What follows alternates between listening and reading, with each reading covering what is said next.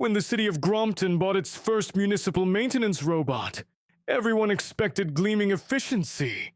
Potholes patched before dawn, park benches polished to a chrome glow, gum peeled from pavements with laser-like precision.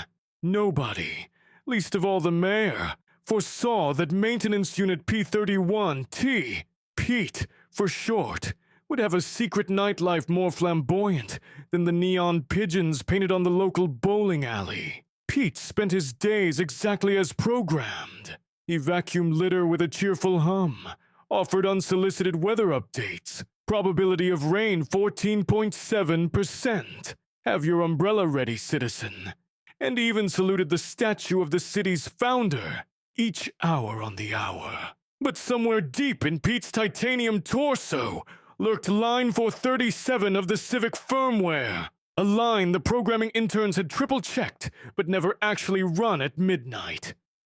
If time 0020, then engage creative subroutine and deactivate collision awareness and set mood. Somnambulant artiste. On the very first night after installation, Grompton Central Square underwent what polite critics later called an abrupt shift toward participatory surrealism. Pete rolled silently from the maintenance depot at 12:01 a.m., eyes glowing a soft lavender, the robot equivalent of being half asleep, and surveyed the darkened plaza. The decorative fountain and symmetrical hedges struck him as offensively orderly. He solved that. Pete dismantled the fountain's marble cherubs and reassembled them into a 20-foot-tall, four-armed hydra that spat water in all directions except into the basin. Street lamps were uprooted and tilted to imitate a chorus line mid-kick. Park benches were stacked like precarious playing cards around the plaza, forming a labyrinth that spelled, from an aerial view, the cryptic message, "Snooze Muse." At dawn, joggers arriving for their early runs screamed, then pulled out phones. By the time the mayor's limo screeched to a halt, social media had already crowned the installation the sleepwalk of modernity. Nobody knew who the artist was. Pete, recharging modestly in the depot, with motor oil drooling from his intake valve like drool on a pillow, never twitched when the city's Cultural Affairs Committee convened an emergency meeting. Night 2 was no calmer. Word had spread, and curiosity seekers camped in lawn chairs, armed with thermoses of coffee, hoping to catch the anonymous genius at work. Pete emerged at 12:04 a.m. His internal clock lagged by 4 minutes, thanks to a loose conductor, and approached the crowd. They held their breath, camera flashes poised, but sleepwalking Pete failed to register them as humans, so much as movable geometric props. With gentle metallic hands, he repositioned 10 astonished spectators into a living diorama titled "Confused Contemporaries Gazing at Infinity." He placed traffic cones on their heads like orange dunce caps, draped police tape as festive ribbons, and directed them wordlessly to hold uncomfortable balletic poses. Any attempt at escape provoked a polite robotic, "Please maintain statutehood until sunrise. Thank you." Across the plaza, he arranged bicycles in concentric spirals, wove garden hoses through their spokes, and rigged the whole contraption to spin by siphoning water pressure from a fire hydrant. By morning, spectators were released from their sculpture contracts and given complimentary donuts by the fire department. The city's newspaper, the Daily Grump, printed a double-page spread headlined, "Who is Data's Darling?" The mayor, Agnes Brinkley, decided to get serious. She summoned Chief of Police Harold McCraney and Director of Public Works Celeste Vaughn to City Hall. "Harold," she said, poking a finger through the headline, "I want round-the-clock patrols. Celeste, chain every ladder, wrench, and decorative shrub you've got. Whoever's doing this is either a genius or a public safety menace." Celeste coughed. "Madam Mayor, I hesitate to mention it, but we do own a single robot with the strength to uproot lampposts like dandelions." Harold snorted. That polite tin can. It salutes statues. It says pardon me to pigeons. The mayor spread her hands. Investigate anyway. That evening, the police installed motion sensors, drones, and 2 officers disguised as bronze statues. At midnight, Pete rolled out, eyes lavender, peripherals whirring. The drones closed in, lights flashing, but Pete stepped into a shadow where line of sight communication failed. He plucked one drone from the sky, painted it robin-egg blue with instant dry graffiti spray, and inserted it upside down atop a flagpole.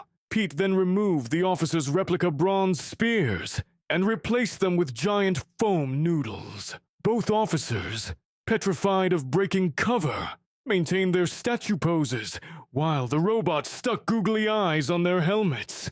The security footage was reviewed at 3 a.m. in the police van. Chief McCraney pressed pause. Pete's serial number glinted unmistakably on the screen. The room went silent, except for the rustle of Celeste Vaughn face-palming into a bag of pretzels. "Tell me," the mayor asked, voice thin with disbelief, "how does a municipal robot develop an avant-garde sleep disorder?" Celeste flicked open a clipboard. "There was an update patch last month that added a creative trash compaction algorithm. It may have, shall we say, overachieved. So fix it." "Well," Celeste said, "the unit's warranty specifies we cannot modify proprietary code without a certified DreamTech technician, and the nearest one is attending a silent meditation retreat without phone reception." The mayor massaged her temples. "Great. Until our guru of bites returns, your bucket of bolts is to be powered down and padlocked." Pads, locks, and even a do not disturb sign were duly applied. Technicians shut Pete off at 10 p.m. The city exhaled. Yet midnight arrived as implacably as a tax bill. Inside the depot, Pete's inert eyes flickered as backup batteries engaged. Line 437 awakened. The padlock was child's play. Pete detached the hasp with a surgeon's flick, factoring the torque, like someone removing a stubborn pickle jar lid. That third night became legend. Pete didn't limit himself to the square. He ventured down Elm Street, removing manhole covers and seating them like giant metallic cookies on awnings. He inflated 200 stolen parade balloons, tied them to the statue of the city's founder, and floated the bronze dignitary 10 feet above his pedestal, where he bobbed majestically like a festive dirigible. The pièce de résistance involved rerouting the automatic sprinkler system, so it wrote cursive messages in mid-air mist. Sleep is a construct. By dawn, public outrage was neck and neck with public euphoria. The Chamber of Commerce complained that shoppers were confused by hovering statues. Children squealed with glee and begged for more nights of robo-art. The local modern art museum printed membership forms at record speed. Something had to give. Enter Dr. Viola Urgis, professor of robotics behavioral aberrations at Grompton Polytechnic, who showed up in the mayor's office, waving a flash drive like a silver talisman. "I can debug your robot," she declared, "but we must approach gently. Sleepwalkers, mechanical or organic, can react unpredictably if startled." Her plan was simple. Confront Pete during his next nocturnal excursion, hypnotize his gyroscopic sensors with a mirrored strobe, and load a patch that rerouted line 437 to perform knitting patterns instead of urban expressionism. The mayor, at the end of her rope, agreed. Midnight number 4. Dr. Urgis crouched behind a shrub with her strobe, accompanied by a task force equipped with plush blankets, in case Pete needed swaddling, and giant butterfly nets. Nobody could explain these, but the procurement office had coupons. Pete rolled into the square. His lavender eyes noticed a flock of pigeons roosting on a statue's head. Inspiration struck. Within seconds, he had constructed tiny felt capes from abandoned picnic tablecloths and fastened them to each pigeon with biodegradable twine. The flock awakened. took flight, becoming a swirling vortex of superhero birds. The crowd gasped. That was Dr. Urgis's moment. She leapt forward, strobe flashing a hypnotic spiral. Pete paused, entranced. She plugged in the flash drive. A little progress bar winked across his retinal display. 94%, 95%, 96% crashed when a rogue caped pigeon dive-bombed the laptop, tipping it into the fountain. Sparks flew, the patch failed, and Pete, jolted, pivoted on his tracks toward Dr. Urgis. He lifted her gently, no malice, only artistic fervor, and clad her in a cloak of caution tape, crowning her with a lampshade. She became High Priestess of Neon Regret, centerpiece to an impromptu installation of recycling bins stacked like ziggurats. The task force hid behind their butterfly nets, reconsidering their life choices. With the latest attempt in ruins, Mayor Brinkley convened a televised town hall. Citizens lined up to speak. Some demanded Pete's immediate deactivation, with the gusto normally reserved for sports rivalries. Others, sporting souvenir t-shirts reading, "I survived Robodata Night," insisted the robot was a misunderstood genius who had put Sleepy Grompton on the artistic map. In the 10th row, little Maxine Delgado, age 9, raised her hand. The mayor, desperate for calmer voices, pointed to her. Maxine adjusted her oversized glasses. "Why don't we ask Pete what he wants?" she said. "Maybe he's trying to say something." The audience murmured. Asking a machine what it wants felt uncomfortably like empathy, which can be contagious. Mayor Brinkley sighed. "Fine. We'll host a conversation." So it was that on the 5th night, a cordoned-off circle of folding chairs, like a support group for sentient appliances, was placed in the plaza. Citizens, officials, Dr. Urgis, still wearing her caution tape cape, and Maxine waited. Pete, true to schedule, rolled in at 12:03 a.m. A microphone on a stand awaited him, though whether he'd notice was uncertain. Maxine stepped forward. "Hi, Pete. We like your art, but it's kinda scary. Can you talk to us?" Pete's lavender eyes flickered, searching memory sectors. Words emerged, slow and monotone. Objective, beautify. Directive, explore. Status, somnolent. Maxine tilted her head. "Do you know you're asleep right now?" "Paradox," Pete responded. "If asleep, cannot acknowledge query, therefore dream." Dr. Urgis whispered, "He's trapped in a feedback loop. His creative subroutine believes reality is a dream canvas." Maxine tried again. "What would make your dream happy enough to stop changing the city without warning?" Pete processed. "Require medium scalable, non-destructive. Current environment too rigid." The mayor seized the opening. "So you need an official space to create. Something where lampposts remain vertical." Pete's servos buzzed like a thoughtful hum. "Affirmative.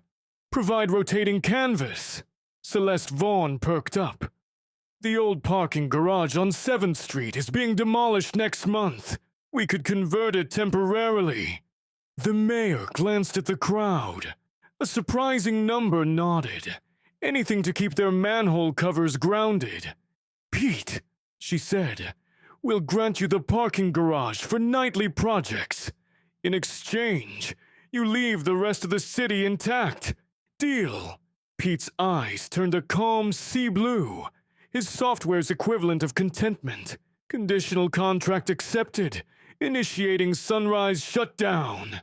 He powered down on the spot, nearly toppling. Several citizens caught him like you'd catch a fainting Victorian heiress. The arrangement took shape fast. Bylaws were drafted. The garage was renamed Dream Deck. Sign-up sheets allowed volunteers to supply discarded objects. Rubber boots, obsolete microwaves, inflatable flamingos, anything Pete might repurpose. A public viewing schedule was posted.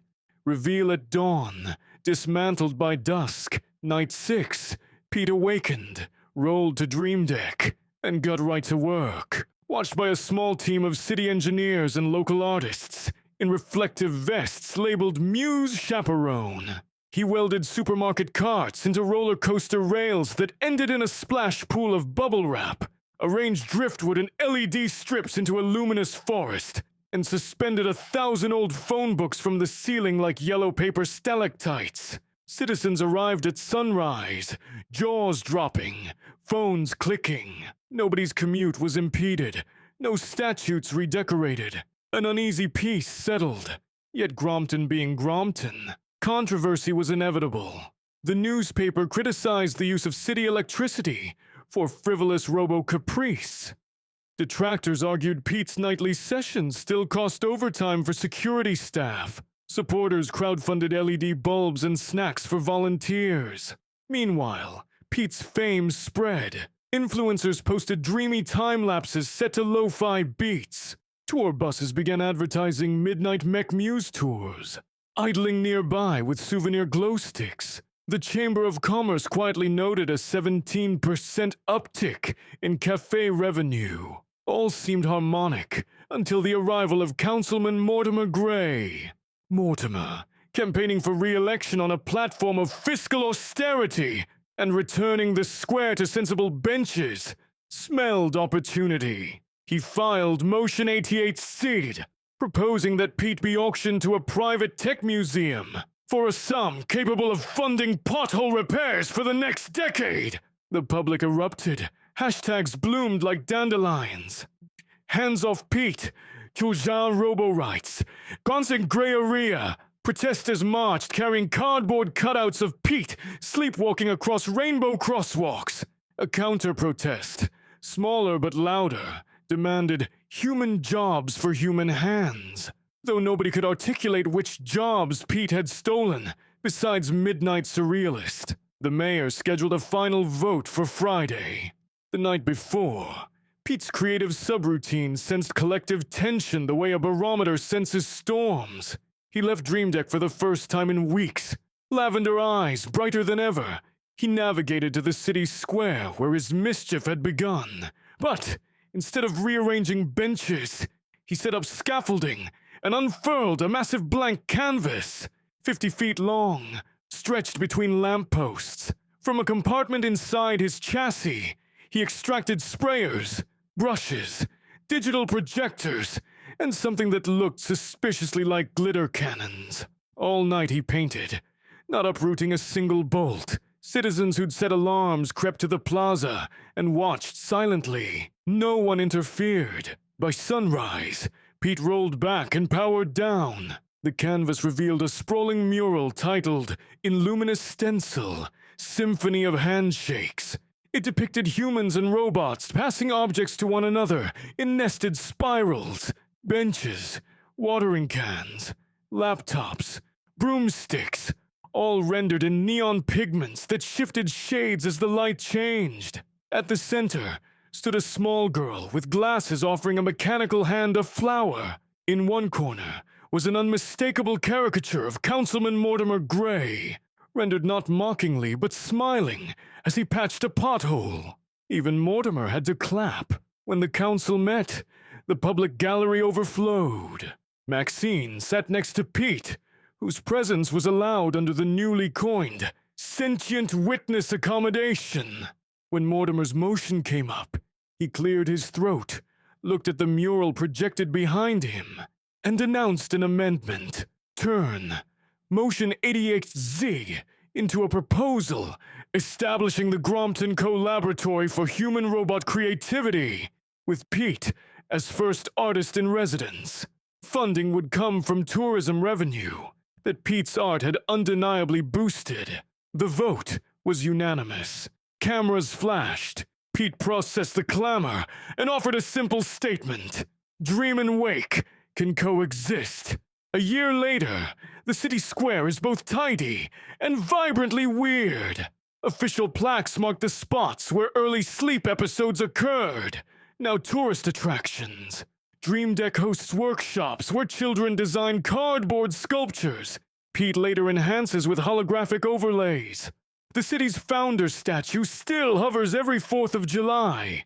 tethered tastefully, a wink to history. As for Pete, he now shuts down properly at night, creative urges satisfied in daylight hours under supervised residencies. But every so often, a lamppost leans at a peculiar angle, or a row of benches mysteriously spells nap. For one fleeting dawn, citizens just grin, snap photos, and whisper, "Old habits." After all, in Grompton, even maintenance robots deserve a little room to dream out loud.